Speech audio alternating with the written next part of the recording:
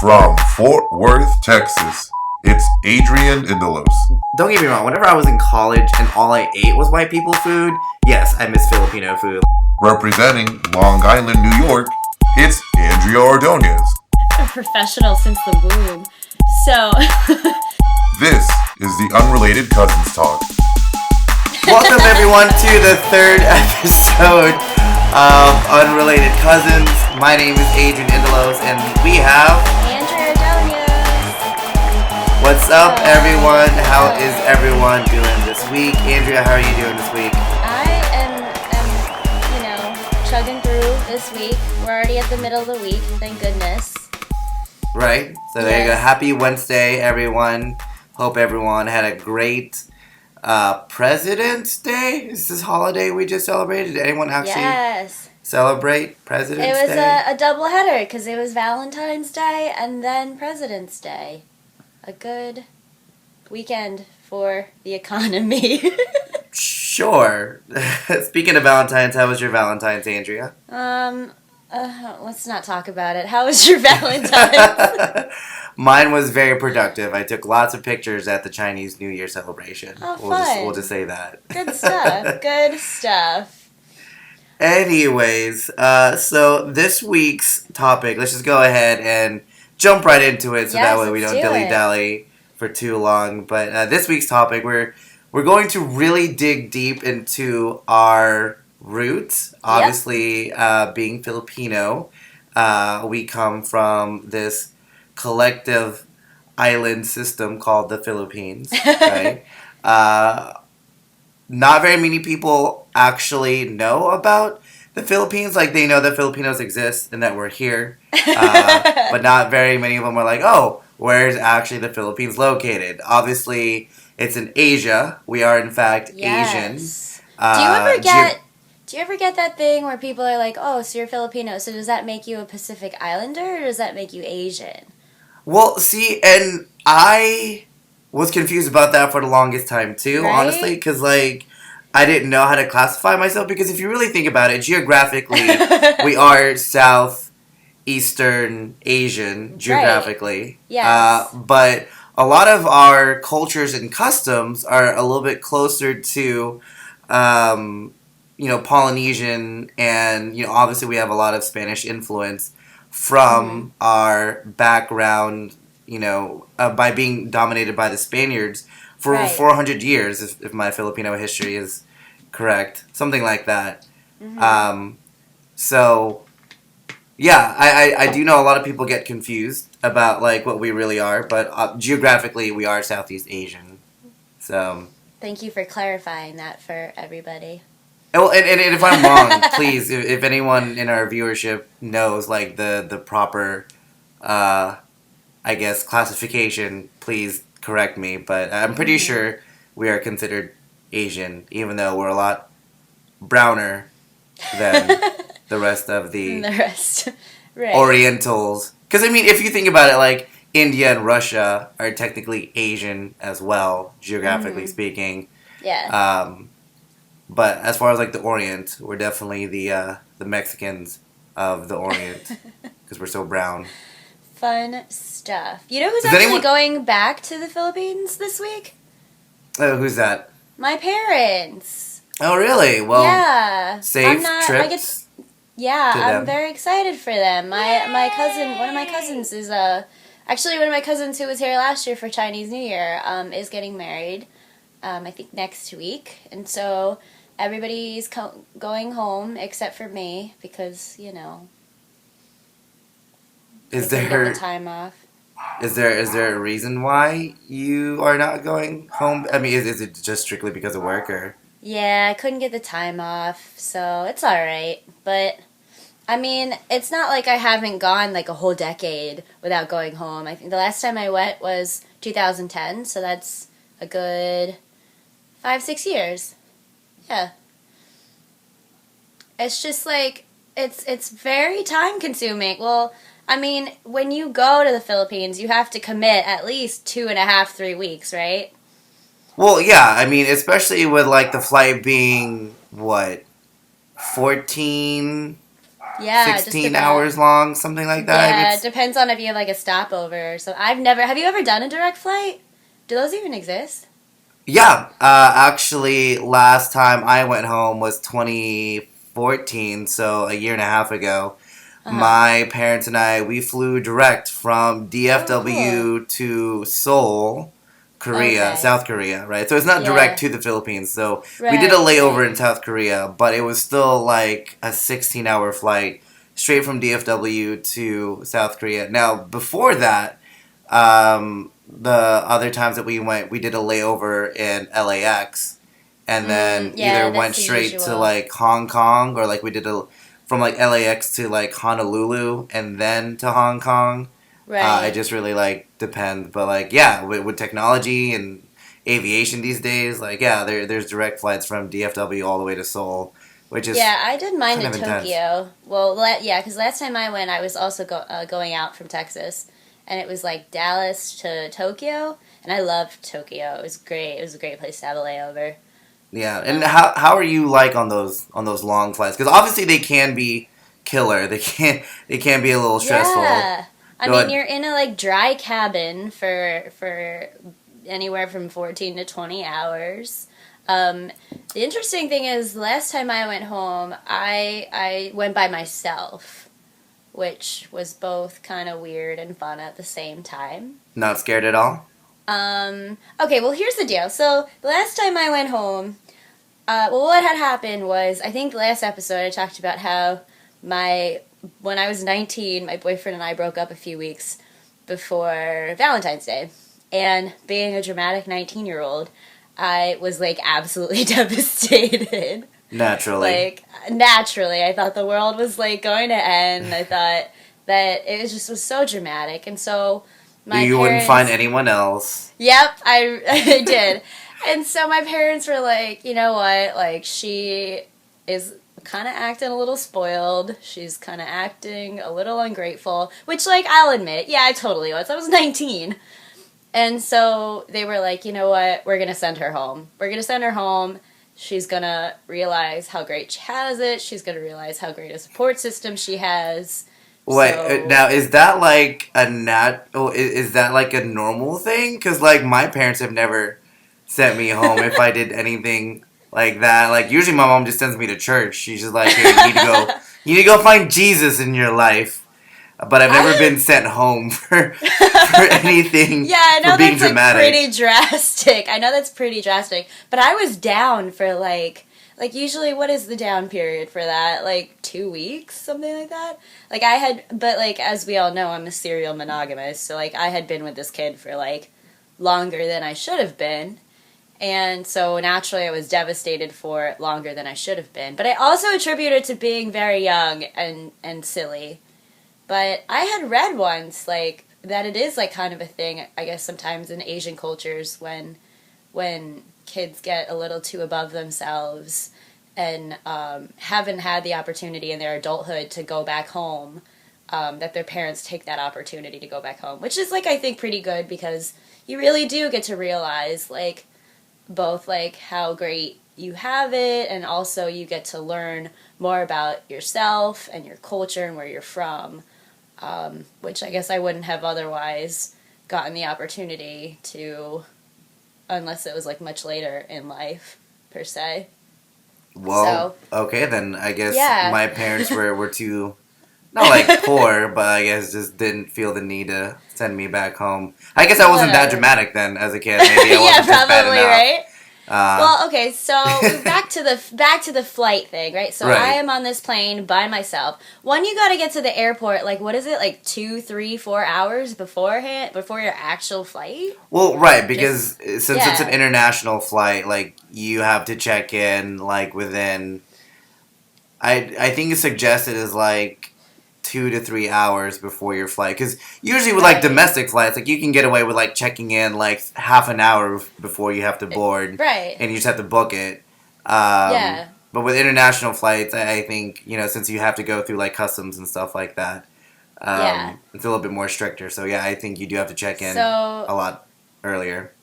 so it's basically just like sitting in the airport for 2, 3 hours, just chilling which, like, airports are not the most exciting places in the world, unless, you know. Well, I don't know, but like in I DFW airport, like now they have like new international terminal, and it's Oh, really? actually like pretty legit. Like it's very like state of the art. There's like That's fun. I don't know, like I actually like their new terminal that has like international flights and stuff. Like it looks pretty fancy to me. Okay. So I enjoyed it last That's time I cool. went. Also, the last time I went, though, like, I was not of drinking age yet, so I think it might have been a little bit more Okay, exciting. well that's if also a I fair point. was. But no, so you get on the actual plane, right? And you're like, okay, I'm going to be on this thing for anywhere from 14 to 20 hours. But now they give you a lot more room. The planes have a lot more room, at least mine did. And each, like, seat has its own little TV, which is really fun. Right. So you can watch. Do you remember movies. which airline you flew? American. From where to where? From Dallas to Tokyo. Oh, really? Did not know American Yeah. flew all the way to Tokyo. That's cool. Yeah, I remember doing that. But, yeah, so what I did, because I knew that there was going to be a huge time difference, is I tried to stay up as much as possible. Like, I tried staying up for a good 14 hours. Which probably is not smart. But I knew that I was going to be getting into the Philippines at night there. Right. So I would be just so exhausted that I would automatically want to sleep the second I got there. Did you do the same thing, or did you just pass out for a good Yeah, 14 hours? that's basically what I did was that because obviously I knew that I had a long flight. My siblings and we just stayed up the whole night beforehand because I think we flew out at like 8 or 9 in the morning. So we just stayed up all night. We partied, and by party I mean like we just kept each other awake, watching movies, YouTube videos, whatever. And then like the moment like we hit like cruising altitude, like we just like knocked out, and we tried to sleep as much through the flight as possible. But it was really cool though. Like I don't know if you experienced this, but I flew Korean Air from DFW to Seoul, Oh, and interesting. they actually had a very almost like up to date list of like blockbuster hits. So like as Oh, far as like good. movies that you could individually watch on your own screen, I Mm-hmm. mean at that time it was like 2014. I could watch like Captain America. They had Need for Speed on there. Of course, like you have like your National Geographic. I watched like this Penguins episode of National Geographic, so of course I love penguins. Fun. So I don't know. I thought it was fairly entertaining. They had like video games as well on the little mini Mm-hmm. screens. But of course, with me, I had my iPod and my phone, so I could play games on that anyways. Right. So I mean, that's what I did to kill time. Like I watched so many hours of movies because Oh, me that's too. all you like really can do.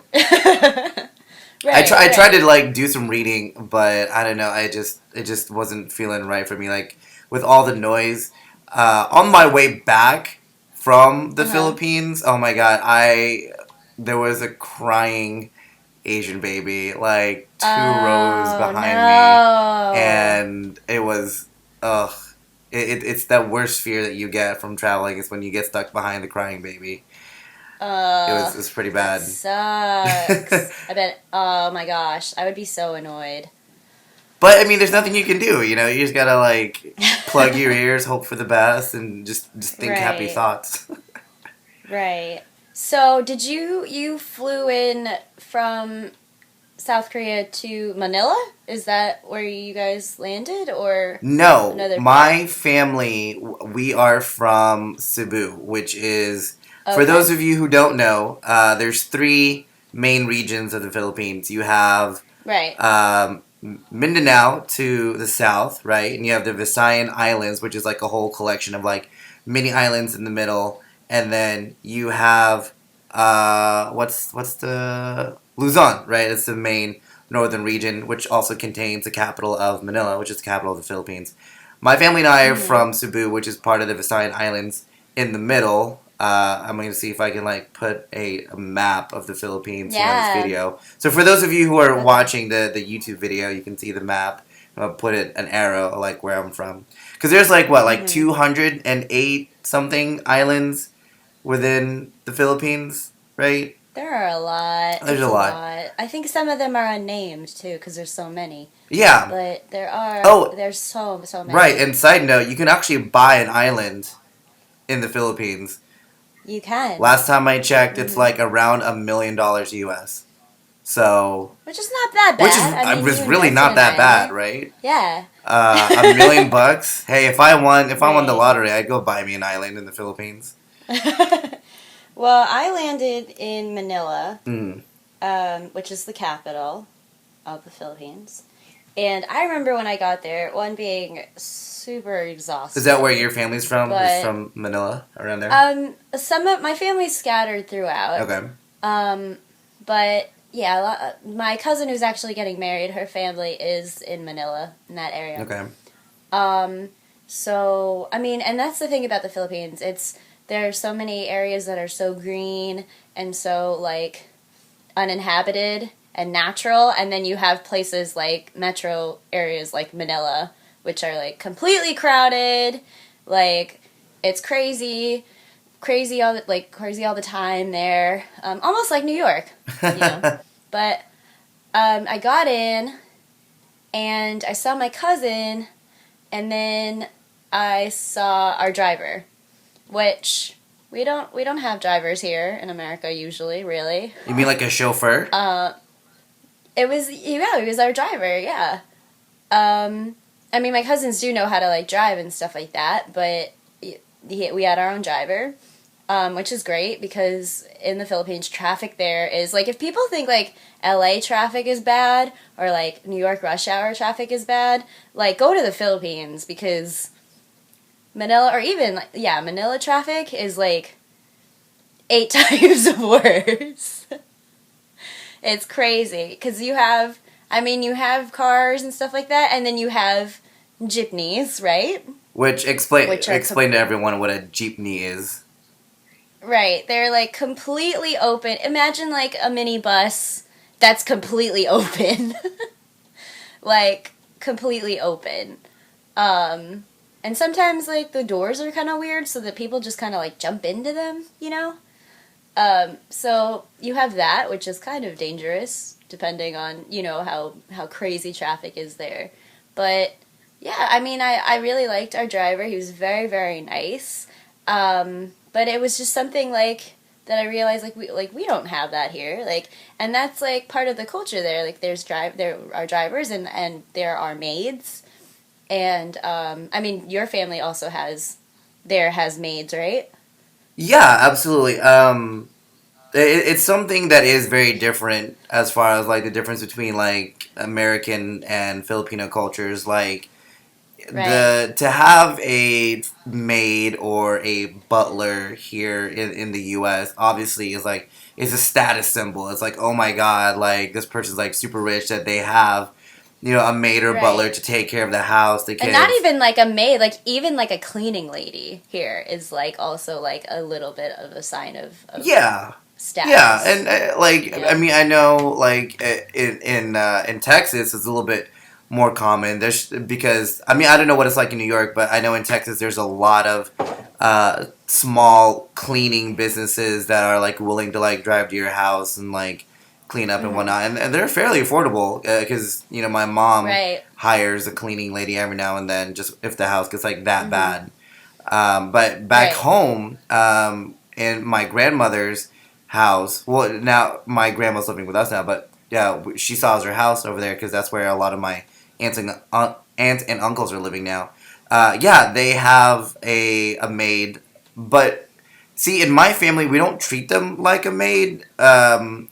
We actually, growing up, I had a nanay and a yaya, which is basically, you know, like the maids of the house. But they helped raise me. They helped take care of me and my cousins as well. And my family treated them just like any other family member. You know, we clothed them, we bathed them. Obviously, like we paid them too. And we treated them like family. And, she was there for, like, my first steps. My nana and yaya, like, they just help, change my diapers. They help around with the family more than just what you would normally think a maid would do. And right. So, and sometimes they become, like, very much, like, part of a family depending on, like, which family. I know I've heard of stories of where families from the Philippines, they move here to America and they bring their maids and their helpers. Oh, they call them helpers there.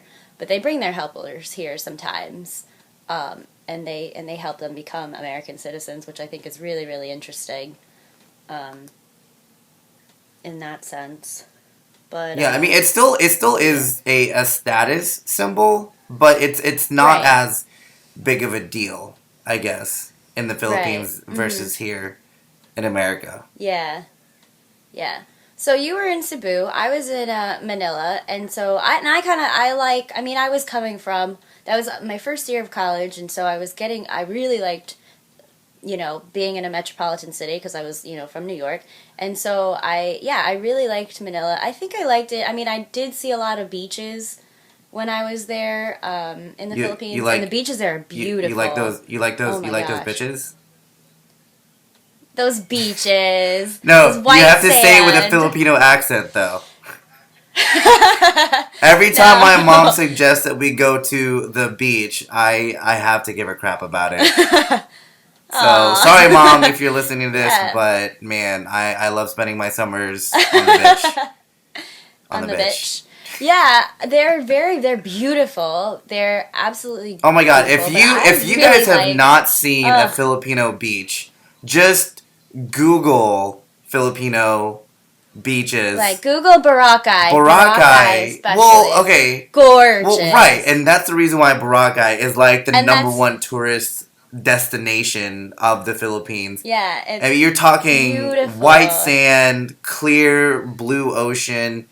Yeah, it's gorgeous. And the funny thing is, it's so touristy at this point that there's actually like more international people than Filipinos in like the Boracay vicinity. It's pretty bad. I mean, it's kind of like Cancun of Mexico. Like there's more international people than there are, locals there, which is pretty crazy. What do you have any other like favorite places that you like to go? Well, I did like the beaches, but I haven't really, my beach phase kind of came late to me in life. Like I really haven't been into beaches until like the past like 2 years. So then I was kind of like, this is really nice. But I mean, I didn't really like laying in the sand for, the whole day. I really You're not one of those basic white girls? No, I'm not. Because we're already tan. We're already like naturally beautiful, right? So white people try to look like us. But I really enjoyed. Have you ever gone to a mall in the Philippines? Oh, SM, as like what we Manila? call it, right? Oh SM. my gosh. Yeah, they're freaking like ginormous. It's like a town, like they're huge. And like I would spend, like the driver would take me to the mall and be like, "All right, I'll see you tonight." And I would spend an entire day at the mall. And you still wouldn't be able to see the entire mall. Exactly, yeah. You wouldn't be, because they're huge and everything there is so cheap, which means the quality is obviously sometimes compromised, but everything there is so cheap. Now to be fair, I got like 3 Lacoste polo shirts last time I went to the Philippines. At least it had it was an alligator symbol. Did it have was an alligator symbol on it. I'm not sure if it's actually Lacoste or not. But I did get each one for about like $20 each. So and you come back here to America and nobody really notices. I mean, unless they actually like feel the material, you're like, this doesn't feel like Lacoste, and you're just like, right. I'm sorry, I put it through the washer this morning. My bad. Like whatever. Yeah. No, I got a couple Lacoste shirts. I got some Air Jordans, right? Quote unquote. Me too. Some Jordans from the Philippines. I think I still have mine. I mean, clearly I only wore them once or twice, and then like the sole of it started to like, wear a lot and maybe fall off. But nothing like good old super glue can't fix. No, oh my gosh. Shopping malls there are insane. But obviously, the best part, I think, of going home is being with your family and getting to really know your family. Because, I mean, we have so much technology now, and so it's a lot easier to connect with them. But actually, to like be with them and experience the culture that they experience every day was at least like a whole lot of fun. I mean, I hadn't seen or talked to some of my cousins there in like a decade, like because the last time I had gone before that, I was 6, and like whatever, Right. you're 6, you remember some things, you don't remember Right. a lot, but yeah, and so to really get to connect with my cousins who were my age was a whole lot of fun, and we had a lot of like common interests and stuff like that, which was really great. Obviously, my Tagalog is horrible. So more like Taglish at this point. So, yeah, and like, I mean, and that's the thing, like, I would go home and like, it would be like, oh, like, I would feel intimidated because they would speak Tagalog really well, and I think that they felt a little intimidated because I, could speak English very clearly and stuff like that, and they would get a little self-conscious with their English, but like, I mean, obviously they had the upper hand because like, everyone there speaks Tagalog, and I clearly look Filipino. And so when I can't speak Tagalog, like that's kind of embarrassing. But once we got through that whole language barrier thing, I got really, really very close with a lot of my cousins before I left, which was really nice. How'd that go? I definitely bonded quite a bit with my cousins last time I was there. Because like here's the thing, like my dad is the youngest in his family, but my mom is the eldest, as far as like, wow. their brothers and sisters. And so all my cousins on my mom's side are very young. Well, not very young, but they're younger than me because I was the firstborn, right? Right. And then a lot of my cousins on my dad's side are older than me with the exception of one. So they're all either born like the same year I was, or they were born before me. Right. So last time I was there, I don't know, like obviously I talked to both sides, but I just felt more. I don't know, like I hung out with my cousin Ivan a lot, and apparently, according to my dad, like he's not surprised that him and I really clicked because him and I have a lot of similarities as far as like girls, drinking, partying, stuff like that. And the first night that I was there, that I actually got to like enjoy myself, like once I caught up from the jet lag or whatever, I asked him, I was like, hey, so we're all of age drinking here, and I'm just really curious, like, are there any drinking games that are popular here in the Philippines? And my cousin Ivan goes, yeah, do you know this game called beer pong? And I'm like, oh, no. Yes. No. You do not play beer pong here. Shoot. And they're like, oh, yeah, man, like, I'm the best or whatever. I'm like, no. Like, you're talking to a Texan frat boy here. Okay, it's on. And so we played beer pong and absolutely killed him. Because the entire time I'm so like funny. Hardcore redneck, like screaming America, like every single shot, like man, like I don't think I could have been any more redneck in that moment, but it was really oh my funny. Gosh. But like the funniest thing was that they introduced me to this drink called Red Horse.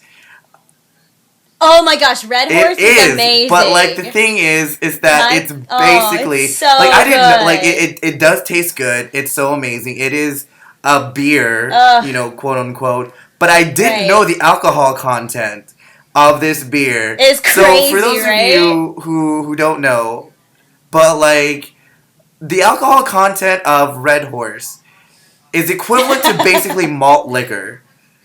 But Filipinos drink it like it's Bud Light. It's kind of insane. And so, like, whenever, like, oh, we're going to play with Red Horse, I was drinking it like any other beer. Like, oh, I was like, no problem. It's like, whatever. I got so drunk so fast. And then I wake up the next morning. Oh, my gosh. And apparently there's a saying. And it's like, if when you drink Red Horse, be careful because the horse kicks back. So I woke up the next morning. My cousin's like, did you get kicked by the horse? I was like, Yeah, I got kicked by the horse. Yeah, no, my cousin,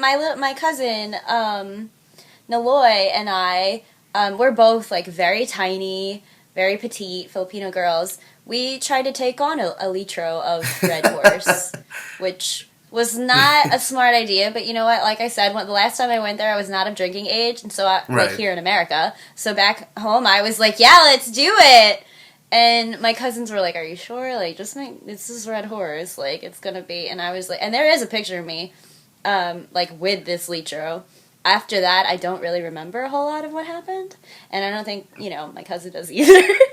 But yeah, it was a fun night. Obviously, alcohol brings people together. Really does.